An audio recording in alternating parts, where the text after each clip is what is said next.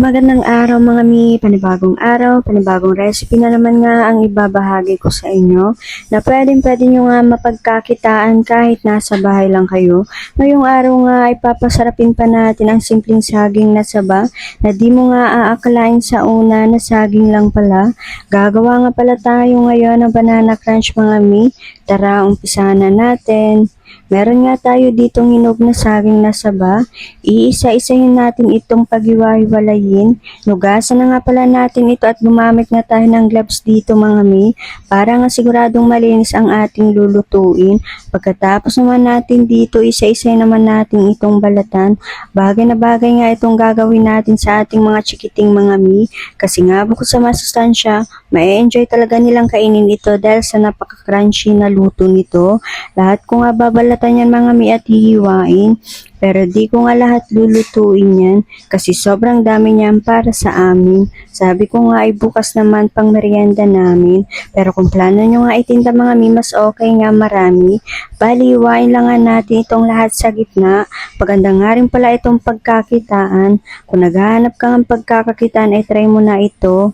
Talagang madami at siguradong mainggan yung bumili sa iyo ang mga bata nito. Tapos nga ilalagyan naman natin ito ng stick sa gitna.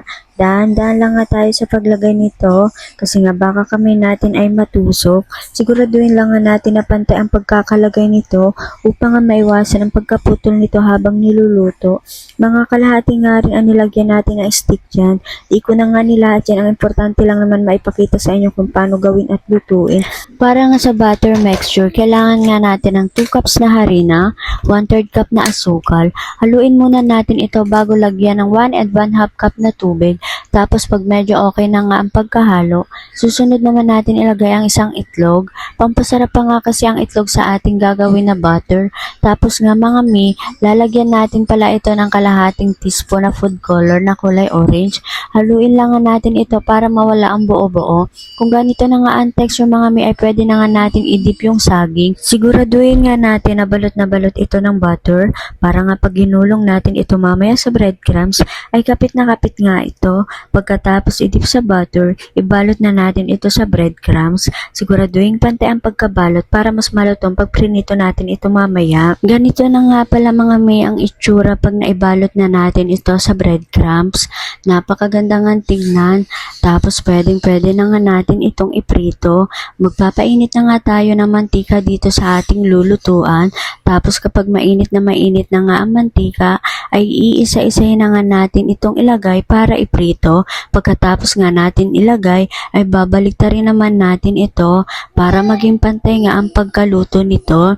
Kapag ganito na nga ang texture ay okay na nga ito. Same procedure lang naman ang gagawin natin dito sa mga natitira mga mi.